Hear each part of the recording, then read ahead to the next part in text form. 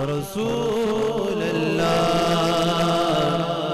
وسلم علیک یا حبیب اللہ۔ ہمارے اس YouTube چینل کو سبسکرائب کریں اور گھنٹی کے بٹن پر کلک کریں اور ویڈیو کو لائک، شیئر اور کومنٹ کرنا نہ بھولیں۔ حضرات گرامی، آج ایمان کے متعلق قرآن اور حدیث کی روشنی میں کچھ عرض کروں گا، اور اس موضوع کو سمجھنے کے لیے پہلے ایک حدیث مبارکہ سنیے۔ بخاری شریف کی حدیث ہے، ترمذی شریف کی حدیث ہے، اس کو حدیث جبریل کہتے ہیں۔ خلیفہ دوم مراد مصطفیٰ حضرت سیدنا فاروق اعظم رضی اللہ تعالیٰ عنہ فرماتے ہیں، بینما نحن عند رسول اللہ صلی اللہ علیہ وسلم ذات یوم، ہم ایک دن نبی پاک صلی اللہ علیہ وسلم کی بارگاہ پہ کسپنا میں حاضر تھے۔ اللہ اکبر، وہ کیسا منظر ہوگا، وہ کیسا سہانا موقع ہوگا جب شمع رسالت جگمگا رہی ہوگی اور پروانے اس پر نثار ہو رہے ہوں گے۔ کسی عاشق نے کیا خوب منظر کشی کی ہے، وہ کہتا ہے، جب حاضر خدمت تھے ان کی بوبکر و عمر عثمان و علی،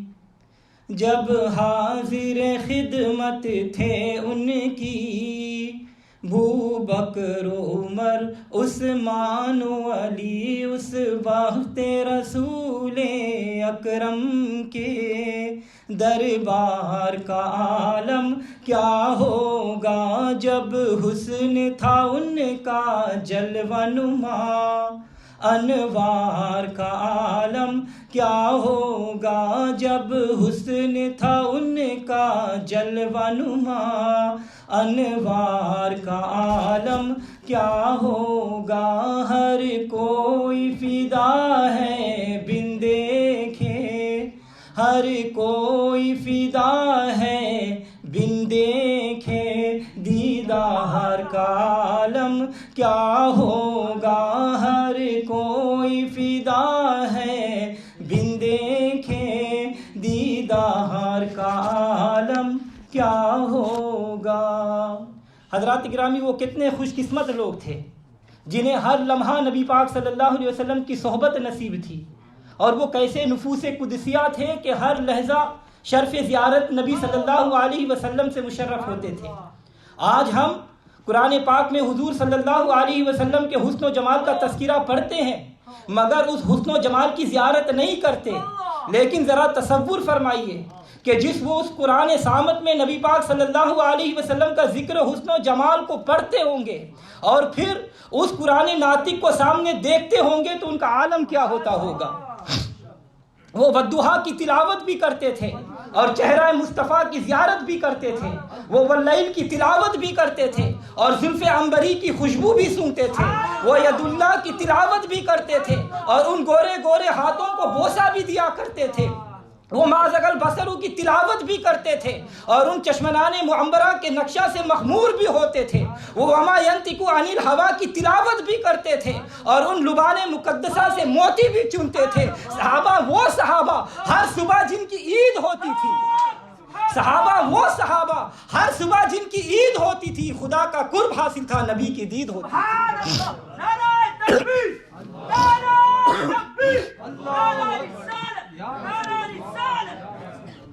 صحابہ وہ صحابہ ہر صبح جن کی عید ہوتی تھی، نبی کا قرب حاصل تھا، نبی کی دید ہوتی تھی۔ سیدنا فاروق اعظم رضی اللہ تعالیٰ عنہ فرماتے ہیں کہ ہم بارگاہ رسالت میں حاضر تھے کہ اذ طلع رجل شدید بیاض الثیاب و شدید سواد الشعار، اچانک ایک آدمی آیا انتہائی سفید کپڑوں والا اور انتہائی سیاہ بالوں والا، لا یرا علیہ اثر السفر ولا یعرفہ منا احد، اس پر کسی قسم کے آثار سفر نہ تھے اور نہ ہی ہم میں سے کوئی اسے پہچانتا تھا، حتیٰ جلس الی النبی صلی اللہ علیہ وسلم، حتیٰ کہ وہ نبی صلی اللہ علیہ وسلم کے پاس بیٹھ گیا۔ اس کے بیٹھنے کا انداز ہی بڑا مؤدب تھا، وہ نبی صلی اللہ علیہ وسلم کے پاس اس طرح بیٹھا کہ فَأَسْنَدَ رُكْبَتَيْهِ إِلَى رُكْبَتَيْهِ وَوَضَعَ كَفَّيْهِ عَلَى فَخِذَيْهِ، اس نے اپنے دونوں گھٹنوں کو نبی صلی اللہ علیہ وسلم کے گھٹنوں سے ملایا اور پھر اپنی دونوں ہتھیلیوں کو نبی صلی اللہ علیہ وسلم کے رانوں پر رکھا. گویا کہ قیامت تک کے گستاخوں کو یہ درس دیا کہ جب محبوب صلی اللہ علیہ وسلم کی بارگاہ میں بیٹھو تو اس طرح نہ بیٹھو جس طرح عام کسی مولوی کے پاس بیٹھتے ہو، بلکہ ادب و احترام سے دو زانوں ہو کر بیٹھو، کیونکہ ادب پہلا کرینہ ہے محبت کے کرینوں میں. اس کی بارگاہ میں ادب والے جاتے ہیں، بے ادب نہیں جاتے. لہٰذا جب بھی حاضری دو تو ادب کے ساتھ دو. اگر یہاں حاضر ہونا ہے تو اس طرح حاضر ہو جیسے صدیق اکبر حاضر ہوتے رہے، جیسے فاروق اعظم، عثمان غنی، حیدر کرار، حضرت طلحہ، حضرت زبیر، حضرت سلمان، حضرت بلال حاضر ہوتے رہے رضی اللہ تعالیٰ عنہم اجمعین. اس طرح مد منہ اٹھا کے آ جانا. جس طرح ابو جہل آتا ہے، ابو لہب آتا ہے، عتبہ اور شیبہ آتا ہے. جو ادب سے آئے گا کوئی صداقت کا تاجدار بنے گا، جو ادب سے آئے گا کوئی عدالت کا سرسدار بنے گا، جو ادب سے آئے گا کوئی سخاوت کا علمدار بنے گا، جو ادب سے آئے گا کوئی شجاعت کا تاجدار بنے گا، جو ادب سے آئے گا کوئی فاروق اعظم بنے گا، جو ادب سے آئے گا کوئی شہید اعظم بنے گا، جو ادب سے آئے گا کوئی امام اعظم بنے گا، جو ادب سے آئے گا کوئی غوث اعظم بنے گا، جو ادب سے آئے گا کوئی مجدد اعظم بنے گا، جو ادب سے آئے گا کوئی محدث اعظم بنے گا، جو ادب سے آئے گا امام خراسانی احمدزادہ سیف الرحمن بنے گا.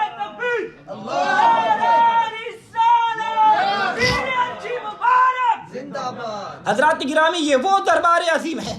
کہ جس کا طواف جبریل و میکائیل کرتے ہیں،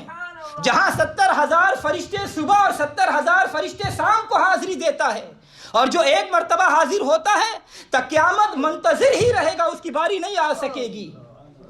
تو حضرات گرامی، وہ آنے والا بڑے ادب و احترام سے بیٹھا اور اس نے سوال کیا، یا رسول اللہ اخبرنی عن الاسلام، یا رسول اللہ مجھے ارشاد فرمائیے اسلام کے متعلق کہ اسلام کیا ہے. نبی پاک صلی اللہ علیہ وسلم نے فرمایا، ان تشہد ان لا الہ الا اللہ وان محمد رسول اللہ وتقیم الصلاۃ وتؤتی الزکاۃ وتصوم رمضان وتحج البیت من استطاع الیہ سبیلا، کہ تو گواہی دے کہ اللہ کے علاوہ کوئی معبود نہیں اور بے شک محمد صلی اللہ علیہ وسلم اللہ کے رسول ہیں، اور نماز قائم کرے، زکوٰۃ ادا کرے، رمضان کے روزے رکھے، اگر استطاعت رکھے تو حج بیت اللہ کرے. قال صدقت، اس نے کہا آپ نے سچ فرمایا. فعجبنا له يسأله ويصدقه، حضرت عمر رضی اللہ تعالیٰ عنہ فرماتے ہیں ہم نے تعجب کیا کہ خود ہی سوال کرتا ہے اور خود ہی تصدیق کرتا ہے. تو حضرات گرامی، نبی پاک صلی اللہ علیہ وسلم نے یہ نہیں فرمایا، توجہ چاہوں گا، حضور نے یہ نہیں فرمایا تقولو تو کہے، بلکہ فرمایا تشہدو کہ تو گواہی دے. اسی لیے علماء اکرام نے فیصلہ کیا ہے کہ صرف زبانی اقرار کے ساتھ مسلم کامل نہیں ہوتا. اسی لیے علامہ اقبال رحمۃ اللہ علیہ فرماتے ہیں کہ زبان سے کہہ بھی دیا لا الہ تو کیا حاصل، زبان سے کہہ بھی دیا لا الہ تو کیا حاصل، دل و نگاہ مسلمان نہیں تو کچھ بھی نہیں. ایمان نام ہے زبانی اقرار اور تصدیق قلبی کا. علماء اکرام نے تشریح فرمائی ہے، اقرار باللسان و تصدیق بالقلب، زبان سے توحید و رسالت کا اقرار کرے اور دل سے اس کی تصدیق بھی کرے. صرف زبانی اقرار کرنے والا مومن نہیں، مسلم ہے، اور صرف تصدیق قلبی کرنے والا وہ مومن ہے، مسلم نہیں. اس لیے اللہ تبارک و تعالیٰ نے فرمایا یا ایھا الذین آمنوا آمنوا، کہ اے زبانی اقرار کرنے والوں تصدیق قلبی بھی کیا کرو. آج کل یہ بیماری عام ہے. لوگ کہتے ہیں کہ جی ہر کلمہ کو مومن ہے، اس پر کسی قسم کا کوئی فتویٰ نہیں لگا سکتے، اور ان لوگوں کا مطمع نظر یہ ہوتا ہے کہ بد مذہب اور باطل عقائد کی حمایت کرنا ہوتا ہے. خصوصاً وہ لوگ گستاخان رسالت کی کفریہ عقائد کو چھپانے کے لیے یہ بلند باغ دعویٰ کرتے ہیں کہ جی کلمہ گو مسلمان مومن ہے. اعلیٰ حضرت عظیم البرکت مجدد دین و ملت شاہ احمد رضا خان فاضل بریلوی رحمۃ اللہ علیہ نے کچھ ملاؤں کے کفریہ عبارات پر مفتیان حرمین شریفین سے فتویٰ حاصل کیے اور ان کو حسام الحرمین میں شائع فرمایا. تو لوگوں نے آپ کی ذات پر برکات پر طعنہ شروع کر دیا اور کہا کہ دیکھو جی آپ نے کلمہ گو مسلمانوں پر کفر کا فتویٰ لگا دیا، حالانکہ جن پر فتویٰ لگایا ہے وہ کلمہ بھی پڑھتے ہیں، وہ نمازی بھی ہے، زکوٰۃ بھی دیتے ہیں، حج بھی کرتے ہیں، لمبی لمبی داڑیاں بھی رکھتے ہیں، ہاتھوں پر محراب بھی سجاتے ہیں اور علوم دینیہ کی تعلیم بھی دیتے ہیں، لہٰذا وہ کس طرح کافر ہو سکتے ہیں؟ میں کہتا ہوں کہ ایسا فتویٰ تو قرآن پاک میں بھی موجود ہے۔ توجہ چاہوں گا، اللہ تبارک و تعالیٰ ارشاد فرماتا ہے وَمِنَ النَّاسِ مَن يَقُولُ آمَنَّا بِاللَّهِ وَبِالْيَوْمِ الْآخِرِ، لوگوں میں ایسے بھی لوگ ہیں جو اقرار کرتے ہیں کہ ہم اللہ پر اور یوم آخرت پر ایمان لائے، لیکن اس کے باوجود اللہ تعالیٰ فرماتا ہے وَمَا هُمْ بِمُؤْمِنِينَ، میرا فتویٰ ہے کہ مومن نہیں۔ آخر اس کی کیا وجہ ہے کہ وہ اقرار کرنے کے باوجود مومن نہیں؟ صرف اور صرف یہی وجہ ہے کہ وہ زبانی اقرار کرتے ہیں مگر دل میں عقائد کفریہ رکھتے ہیں۔ اقرار زبانی کے ساتھ ان کی تصدیق کے قلبی شامل نہیں۔ اور دوسرے مقام پر اللہ تبارک و تعالیٰ ارشاد فرماتا ہے 28ویں پارے میں اذا جاء المنافقون قالوا نشهد انك لا رسول اللہ۔ توجہ چاہوں گا، اذا جاءك المنافقون قالوا نشهد انك لا رسول اللہ، اے محبوب جب منافق آپ کی خدمت میں حاضر ہوتے ہیں تو کہتے ہیں کہ ہم گواہی دیتے ہیں یقیناً آپ اللہ کے رسول ہیں۔ توجہ چاہوں گا، مسلمان کیا کلمہ پڑھتے ہیں؟ لا الہ الا اللہ محمد رسول اللہ، کوئی تاکیدی لفظ نہیں، سادہ سا کلمہ ہے، لیکن منافق دو تاکیدوں سے مقید کلمہ پڑھتے ہیں اور کہتے ہیں لا الہ الا اللہ انا محمدن لا رسول اللہ۔ اندازہ فرمائیے، انا بھی حرف تحقیق ہے اور لام بھی حرف تاکید ہے، اتنی مقید شہادت کے باوجود اللہ تبارک و تعالیٰ فرماتا ہے واللہ یعلم انک لا رسولہ، اور اللہ جانتا ہے کہ آپ بلا شبہ اس کے رسول ہیں۔ واللہ یشہد ان المنافقین لکاذبون، یقیناً اللہ گواہی دیتا ہے کہ یہ منافق قطعی جھوٹے ہیں۔ حضرات گرامی، اس کی وجہ کیا ہے؟ ان کی ان مقید گواہی کے باوجود اللہ انہیں قطعی جھوٹے قرار دے رہا ہے،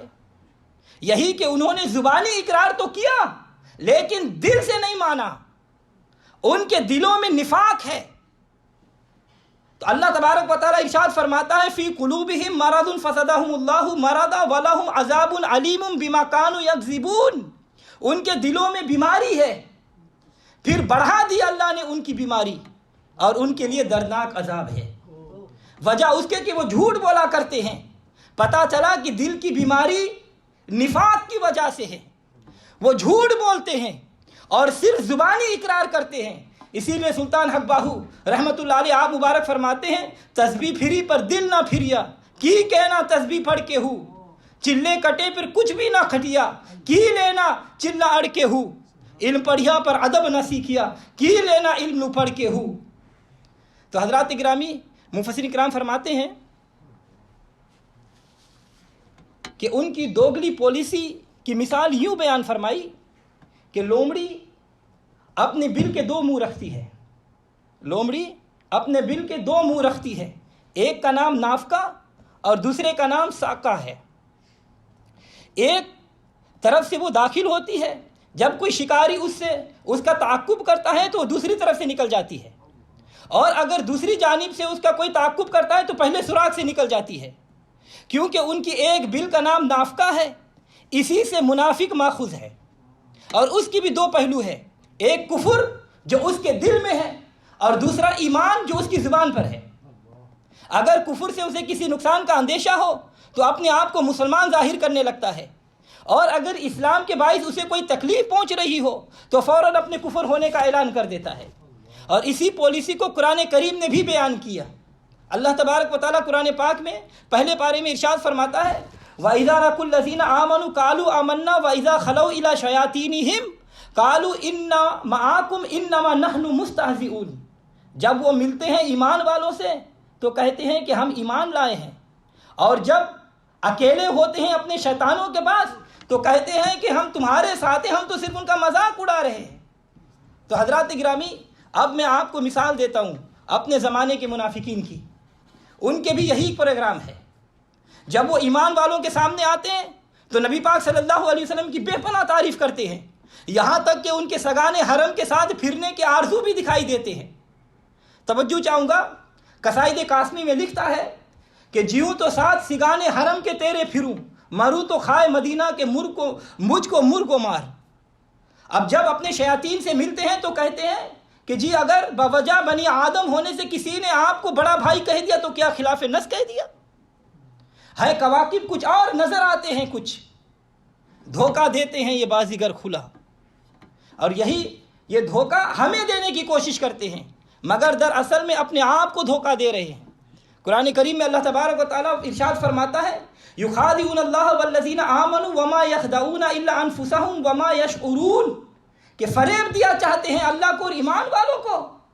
اور حقیقت میں نہیں فریب دے رہے مگر اپنے آپ کو، اور وہ اس حقیقت کو نہیں سمجھتے۔ تو حضرات گرامی میں عرض کر رہا تھا کہ حضور صلی اللہ علیہ وسلم سے سائل نے سوال کیا کہ اسلام کی حقیقت کیا ہے، تو آپ صلی اللہ علیہ وسلم نے واضح فرما دیا۔ پھر اس سائل نے دوسرا سوال کیا، اخبرنی عن الایمان، یا رسول اللہ ایمان کیا ہے؟ تو آپ صلی اللہ علیہ وسلم مبارک نے ارشاد فرمایا ان تؤمن باللہ وملائکتہ وکتبہ ورسلہ والیوم الآخر وتؤمن بقدرہ خیرہ وشرہ۔ ایمان یہ ہے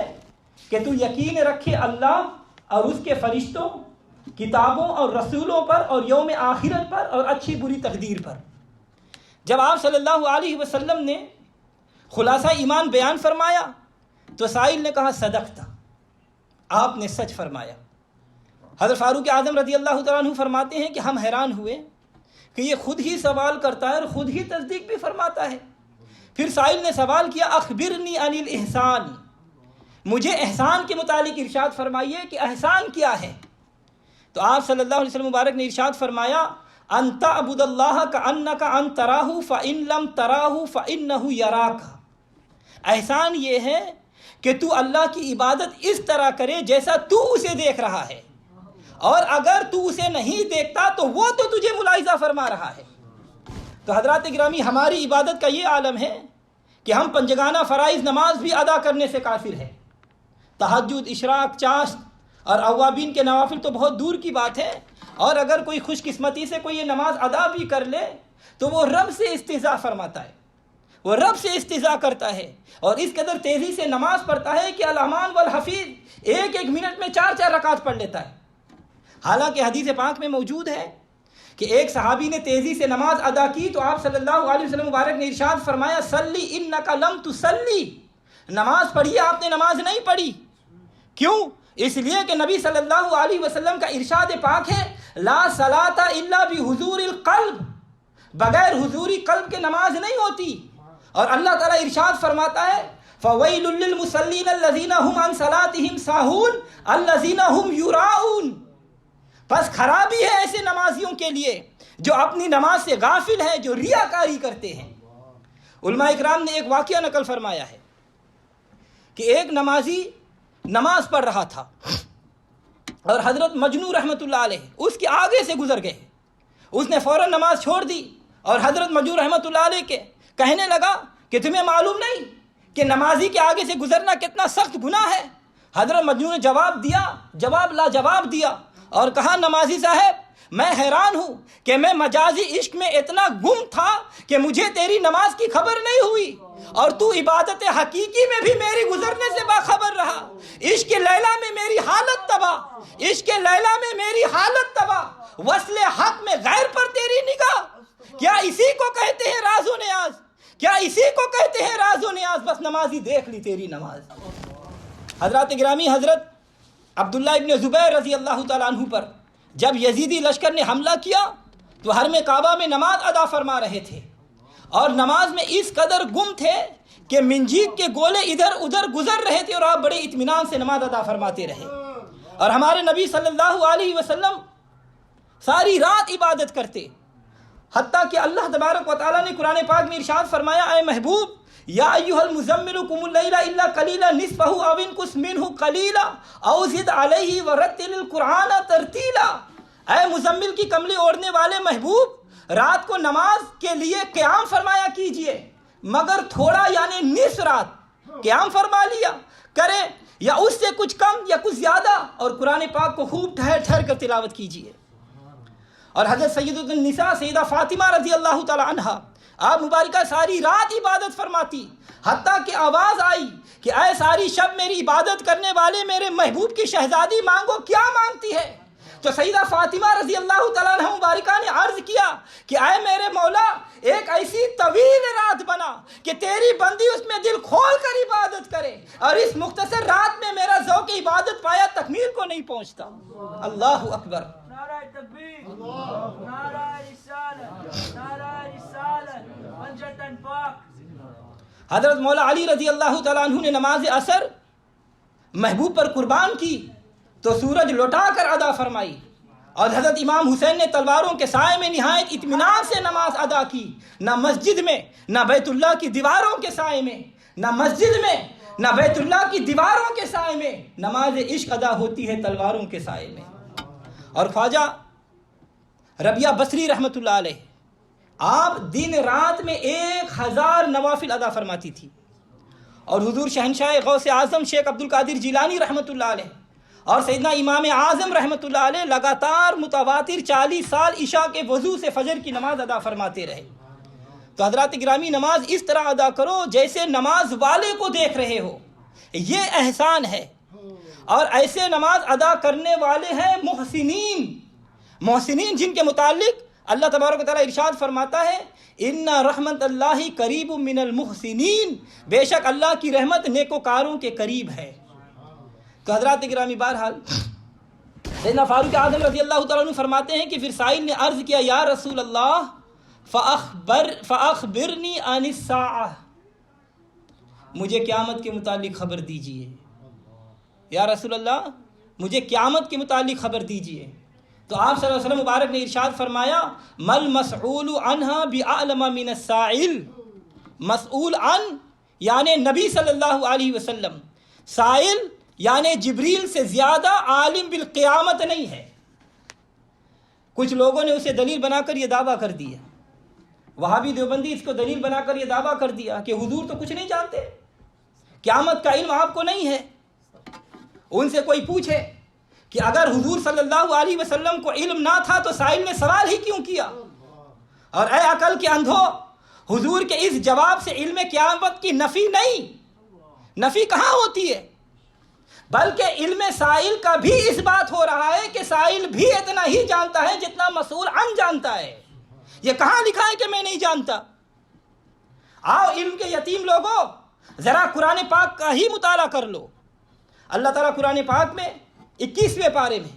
سورہ لقمان میں ارشاد فرماتا ہے ان اللہ عنده علم الساعۃ وینزل الغیث ویعلم ما فی الارحام وما تدری نفس ماذا تکسب غدا وما تدری نفس بأی ارض تموت ان اللہ علیم خبیر، بے شک اللہ کے پاس ہے قیامت کا علم، اور وہی اتارتا ہے بارش، اور جانتا ہے جو کچھ ماں کے رحموں میں ہے، اور کوئی نہیں جانتا کہ کل وہ کیا کمائے گا، اور کوئی نہیں جانتا کہ کس زمین پر مرے گا۔ بے شک اللہ تعالیٰ علیم اور خبیر ہے، بے شک اللہ تعالیٰ علیم اور خبیر ہے۔ اس آیت قرآن میں، اس آیت مبارکہ میں علوم خمسہ کا ذکر ہے، اور آخری حرف کہ اللہ علیم و خبیر ہے،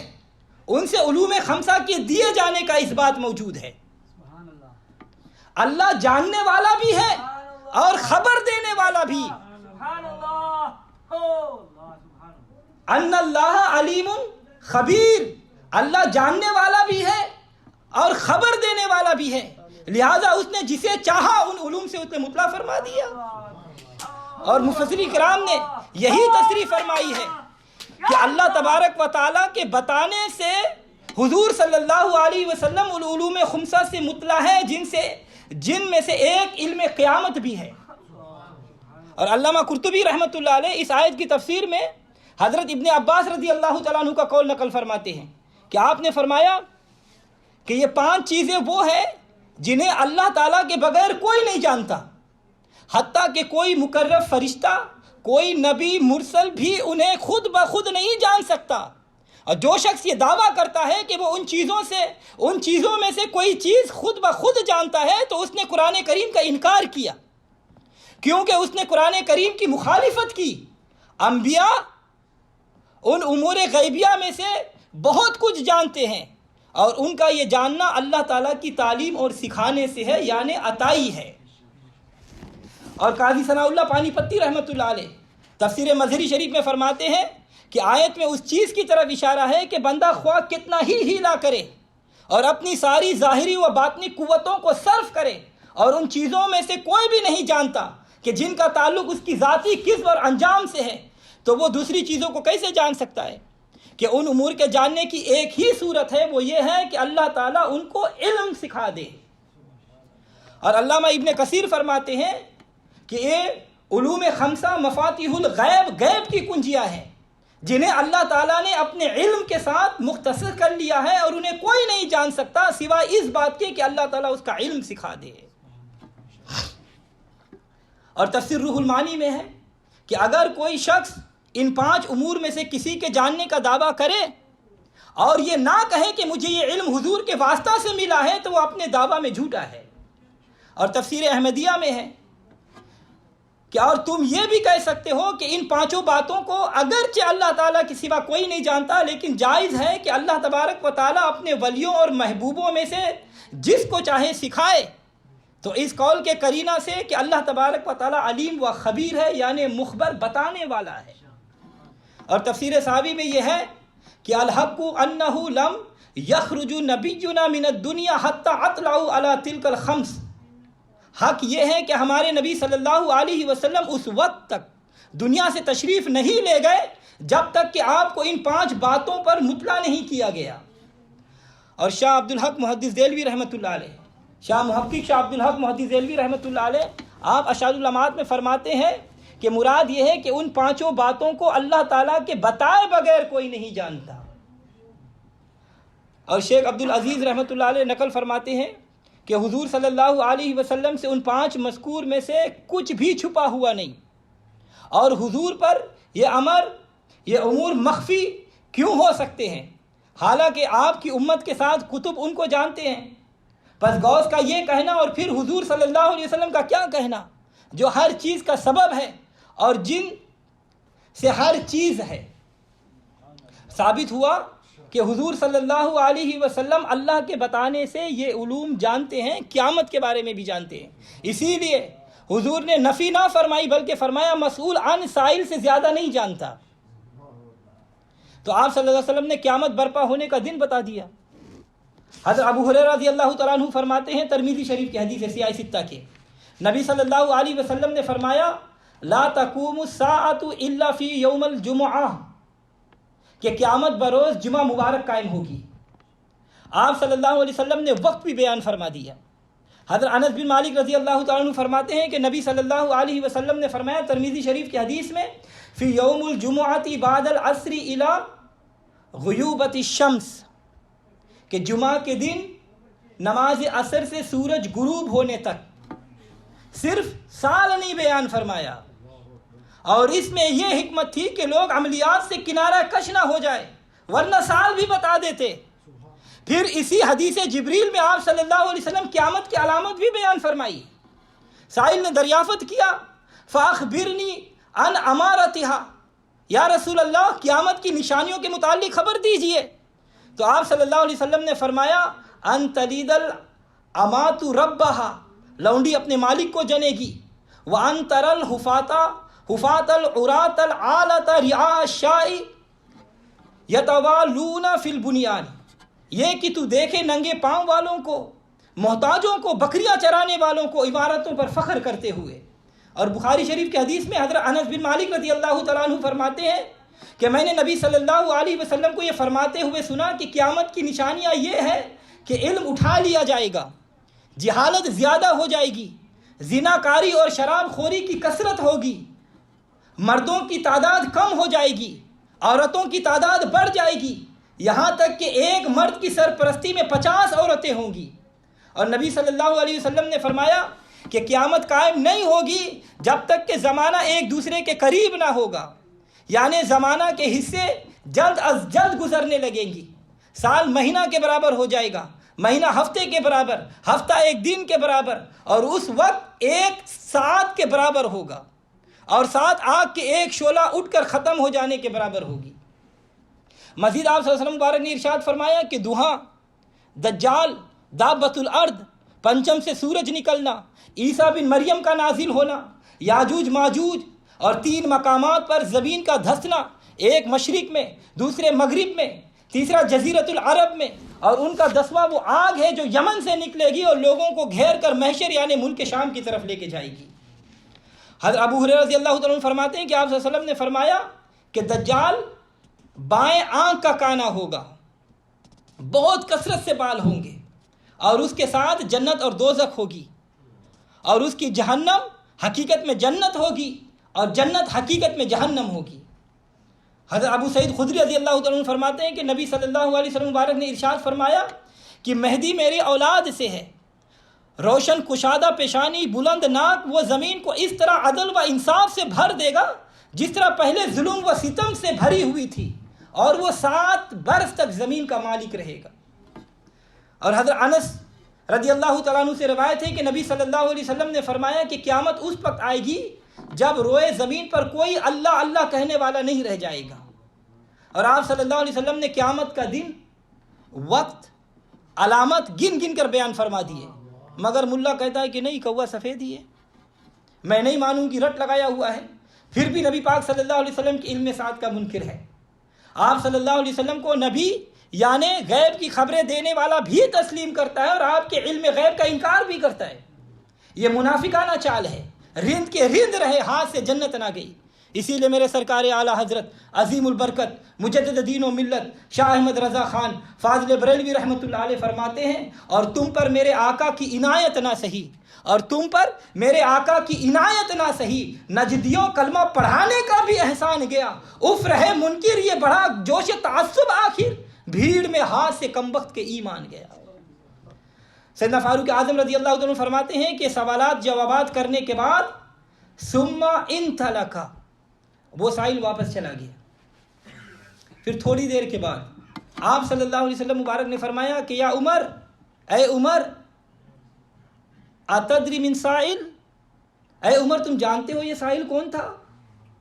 یہ انتہائی سفید کپڑوں میں ملبوس، یہ انتہا سیاہ بالوں والا حسین مرد، میرے گھٹنوں سے گھٹنے لگا کر اور میرے رانوں پر ہاتھ رکھ کر